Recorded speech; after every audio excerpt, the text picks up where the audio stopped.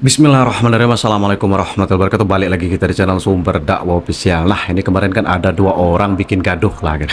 Yang pertama yang mengaku muridnya Bung Karno, dan yang kedua yang mengaku pengamat militer katanya sih. Entah pengamat entah agen CIA, kita kurang tahu.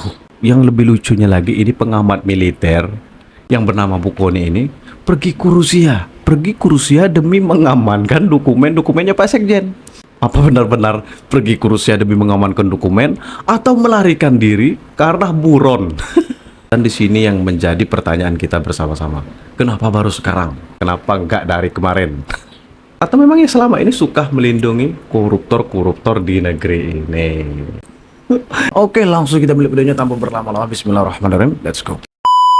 Itu diminta ketemu Pak Rosan di tengah-tengah pergolakan ini mau menuju ke sini. Pak Rosan minta saya gabung di 02. Pada seluruh teman-teman media yang telah hadir pada siang hari ini di masa tenang ini, yang dimana musiknya adalah masa-masa tenang, tapi karena pagi ini begitu saya mendapatkan banyak WA masuk ke saya yang bertanya mengenai hal ini karena beredar di banyak sosial media. Dan pertama-tama tentunya saya sangat terkejut dan juga sedih juga gitu ya, karena ini datang dari Ibu Koni yang seorang akademisi dan intelektual yang Oke, menarik ini. Permintaan ditolak, hoak bertindak. Oke. tidak memberitakan berita-berita yang tidak benar, berita-berita kebohongan seperti itu. Kalau boleh saya cerita sedikit biar semuanya pada jelas ya, bahwa saya sebelumnya tidak pernah mengenal Bu Koni sebelumnya ya. Saya tidak pernah mengenal Bu Koni. Kemudian saya dikontak oleh Ketua Tim Media Pak Prabowo bahwa Bu Koni ingin bertemu dengan saya. Saya tanya untuk apa? Untuk dua hal. Satu, ingin bergabung dengan tim Pak Prabowo dan Mas Gibran, dan juga ada aspirasi pribadi beliau. Saya bilang ya, kalau ada orang mau bergabung tentunya saya selalu terbuka ya kan. Dan kemudian beliau didampingi oleh ada satu orang lagi saya lupa, kemudian oleh Ketua Tim Media Mas Angga datang ke kantor saya. Itu bulan November akhir ya, bulan November akhir datang ke kantor. Kemudian beliau bilang apa yang disampaikan beliau ini, bahwa beliau memang ingin bergabung kepada tim TKN, ingin bergabung. Ya tentunya saya menyambut baik, tapi beliau juga menyampaikan bahwa beliau ini bingung juga karena selama ini sudah menjelek-jelekan Mas Gibran terutama ya, Pak Jokowi, tapi Ini pokoknya untuk masyarakat cerdas nih. Tolong cerdas loh. terutama Mas Gibran. Dan banyak yang diucapkan oleh beliau yang mungkin saya tidak sampaikan di sini karena agak kasar ya mengucapkan mengenai Mas Gibran-nya. Dan kemudian beliau saya bilang ya, kalau mau bergabung ya udah Ibu deklarasi saja, kemudian bekerja yang baik untuk tim kami.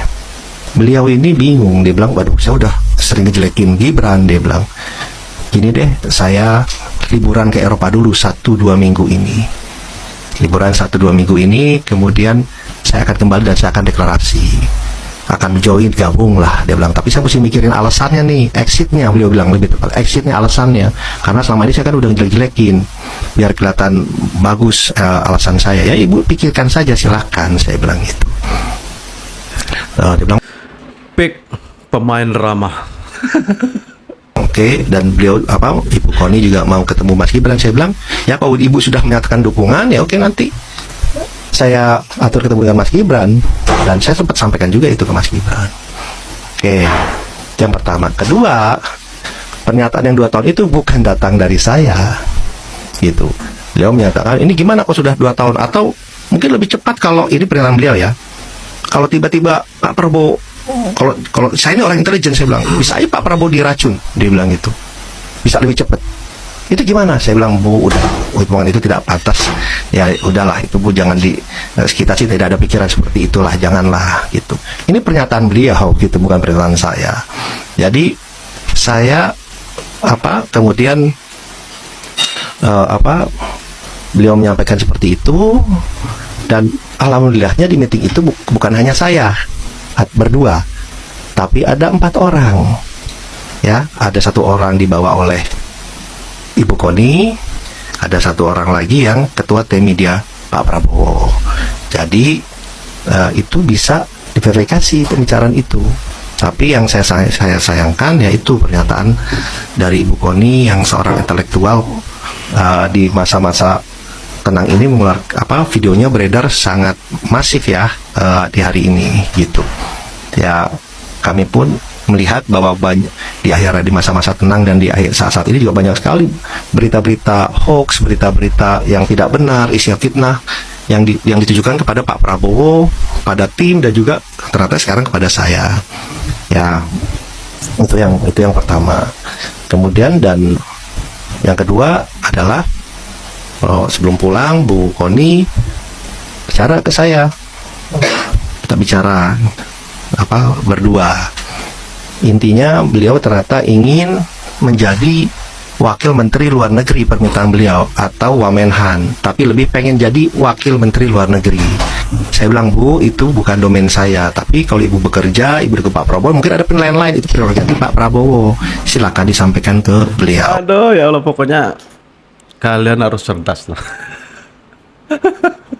Jadi itu keinginan dari Ibu Koni yang disampaikan saya, ingin menjadi wakil menteri luar negeri, keinginannya, atau Wamenhan, tapi lebih ke Wamenlu. Beliau menyatakan dengan pengalaman beliau dan yang lain-lain. Saya bilang silakan aja nanti disampaikan. Saya jadi bertanya-tanya ya, kenapa Bu Koni ini tiba-tiba pada saat Pak Prabowo menjadi Menhan sering banget mengkritik Pak Prabowo ya. Padahal di era-era Menhan sebelumnya nggak pernah itu kedengaran kritikan beliau terhadap Menhan sebelumnya. Nah, yang pertama saya ingin mengungkapkan fakta dulu ya. Bisa dikaitkan, bisa juga tidak. Ini tergantung daripada nalar daripada kita masing-masing. Yang pertama bahwa mantan suami beliau itu adalah petinggi di Kemenhan dan terkena kasus korupsi ya, markup di Kemhan ya. Yang kedua, beliau sudah sering Berarti pantes kebiasaan makan uang hasil dari korupsi ya. podcast ya, menyatakan bahwa beliau sangat dekat dengan PDIP dan hormat sekali dengan Bu Megawati. Yang ketiga, beliau adalah mantan Dewan Pakar dari Nasdem. Jadi partai PDIP dengan Nasdem ini faktanya adalah partai yang saat ini sedang berkompetisi dengan Pak Prabowo. Nah, fakta yang berikutnya lagi, setelah Pak Prabowo menjabat selaku Menhan, beliau mengkat seluruh broker-broker yang ada di Kemhan tersebut. Dihajar habis sama Bapak, tidak dikasih celah, sehingga akhirnya para broker-broker itu kelimpungan.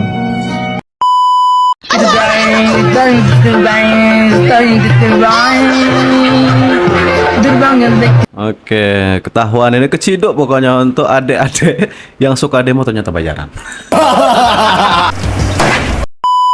Jadi nanti kalau kita lihat mahasiswa demo masalah tai kucing, kita ludahin aja. Kenapa? Karena mahasiswa ini sekarang demo kalau ada yang order. Walaupun itu masalah tai kucing, mereka demo itu kalau ada yang order. Apalagi lawan-lawan politik yang membayar mereka, demo mereka itu. Seharusnya mereka demo masalah RUU perampasan aset. Bukan demo masalah PPN kenaikan pajak cuma hanya 1%. Tapi kalau masalah-masalah yang sangat-sangat penting, yang sangat-sangat membahayakan, merugikan negara, mereka nggak akan demo itu karena nggak ada yang order. Jadi enak sekarang jadi mahasiswa, walaupun goblok tapi bisa berpura-pura pintar orasi di depan istana atau di depan Senayan mengatasnamakan rakyat. Padahal dia demo karena disuruh, dibayar lumayan untuk top up Diamond, top up di 88X. Ya betul, kan mahasiswa kan kebanyakan suka main game, jadi ketahuan. Itulah ciri-ciri Jujur banget. mahasiswa kita sekarang.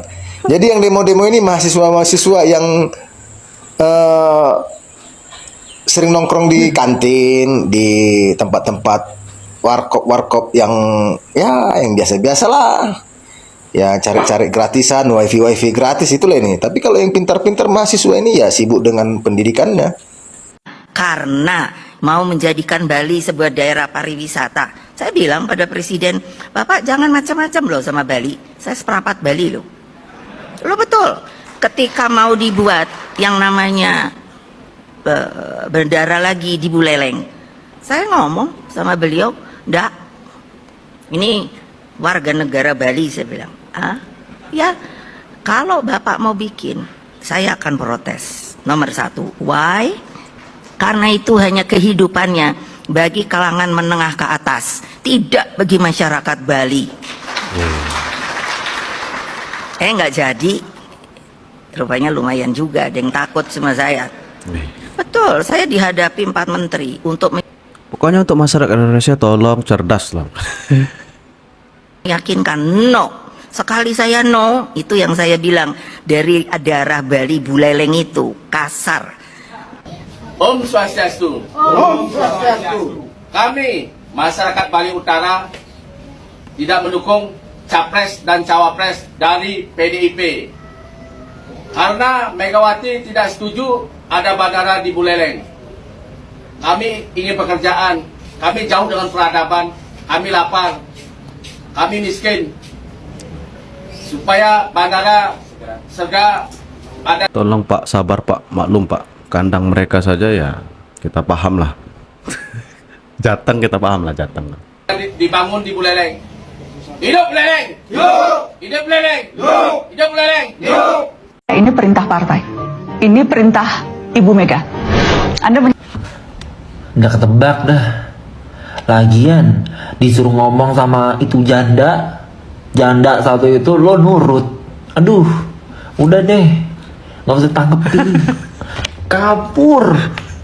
Hati-hati. Presiden Prabowo kita paling anti korupsi. Udahlah, jangan coba-coba, jangan main-main lah. Hancur loh. Praktek kekuasaan yang Iya, zaman Prabowo ini masih berani dong. Karena itulah kami Betul. Tegaskan tak ada politisasi dalam penetapan tersangka Joni Plate. Korupsi ya korupsi. Nah kalau tadi gambarnya Hasto, sekarang Masinton nih. Andi Arief ditangkap. Politikus PDIP sebut jangan bilang kriminalisasi. Lah dulu bilangnya jangan bilang dikit-dikit kriminalisasi, jangan dikit-dikit politisasi. Kok sekarang? Baik, saya langsung ke Mbak Titi. Mbak Titi, sebenarnya sistem PAW itu seperti apa dan apa yang ditabrak oleh Harun Masiku? Jadi kasus Harun Masiku itu ada 2 masalahnya. Pertama, ketidakpatuhan pada sistem pemilu proporsional daftar terbuka dengan suara terbanyak.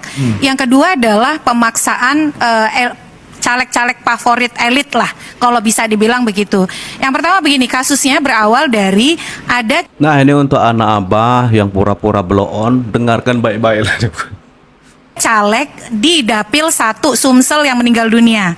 Namanya Nazarudin Kemas. Ini adiknya Pak Taufik Kemas. Seharusnya kan kalau ada caleg yang meninggal, karena waktu itu meninggalnya kadung surat suara sudah dicetak. Jadi KPU membuat kebijakan suara yang diberikan kepada Nazarudin Kemas dianggap tetap sah, tapi dihitung untuk suara partai sebagai bagian dari pembulat penentuan perolehan kursi. Nah, ketika sudah ada hasil, otomatis kan suara Nazarudin Kemas tidak bisa dihitung lagi. Maka siapa yang akan menjadi caleg terpilih adalah caleg dengan suara terbanyak berikutnya. Nah, dari sana kemudian didapatlah data bahwa caleg yang memperoleh suara terbanyak di Dapil Sumsel 1 itu namanya Reski Aprilia. Harun Masiku itu nomor urut 6 dari 8 caleg. Dan perolehan suaranya juga adalah nomor 6 dari 8 caleg. Tiba-tiba kemudian diajukanlah uji materi ke Mahkamah Agung. Ada putusan Mahkamah Agung nomor 57P/HUM/2019. Intinya adalah Mahkamah Agung mengatakan sah suara dari caleg yang meninggal dunia dihitung untuk suara partai. Kemudian bersuratlah PDIP ini 3 kali ke KPU. Ada 3 surat. Surat yang pertama ditandatangani oleh Bambang Pacul dan Sekjen Hasto. Surat kedua ditandatangani oleh Yasona Lauli dan Sekjen Hasto. Surat yang ketiga ditandatangani oleh Ketum Megawati dan Sekjen Hasto. Kenapa saya bilang Oke, siapa? ini mengingkari sistem pemilu? Karena yang diminta adalah agar KPU itu menentukan caleg terpilih adalah bukan Reski Aprilia yang memperoleh suara terbanyak, melainkan Harun Masiku yang memperoleh suara terbanyak nomor 6 dari 8 caleg. Tapi lo percaya nggak Jokowi terpilih bukan karena partai? Iya, iya. Partai yang mengantar. Dan Mbak, perolehan dia dengan perolehan partainya jauh perolehan dia. Iya. Itu bukti bahwa dia bukan hanya soal partai. Iya. Gua dari dulu, gua milih partai seumur hidup gua baru sekali. Seumur hidup gua loh. Pemilu tahun berapa? Pemilih tahun 99, gua pilih PDIP. Habis itu, nggak pilih lagi gua partai. Tapi gua memilih Gile lu, Bro. seseorang. Iya, karena mulai bisa orang itu ya. Iya. Mulai bisa pilih orang. Iya. Gitu. Dulu kan lambang partai yang kita coblos ya. Iya, nggak gue sampai sekarang. Tapi kelihatannya yang akan datang gue pengen pilih ada satu udah, wah ini boleh nih partai. Nah, sudah. Nah, itu Om Indro itu jujur lah. Itu termasuk kategori orang paling jujur. Dan ya seharusnya mereka sadar betul siapa yang mengangkat partai mereka selama ini. Apakah ketum mereka atau Pak Jokowi. Dan payahnya ya mereka ya memang tak sadar. Malah di saat mereka berkuasa, mereka merendahkan Pak Jokowi. Seolah-olah mereka yang punya segalanya. Padahal partai mereka sendiri dinaikkan itu karena ketokohannya Pak Jokowi. Dah pokoknya kita tunggu ini kelanjutan dari Pak Sekjen yang mengaku muridnya Bung Karno. Tapi ya kita paham betul lah, memang kubu sebelah memang suka bikin konten. Terutama si rambut putih kemarin. Kita paham kan, langsung bikin video. Demi mencari simpati masyarakat sekaligus memprovokasi masyarakat. Dah saya akhiri, pokoknya tetap cerdas, salam waras, salam damai, tetap jaga rukun aman persatuan Indonesia, NKRI harga mati. Wabillahi taufiq wal hidayah. Wassalamualaikum warahmatullahi wabarakatuh.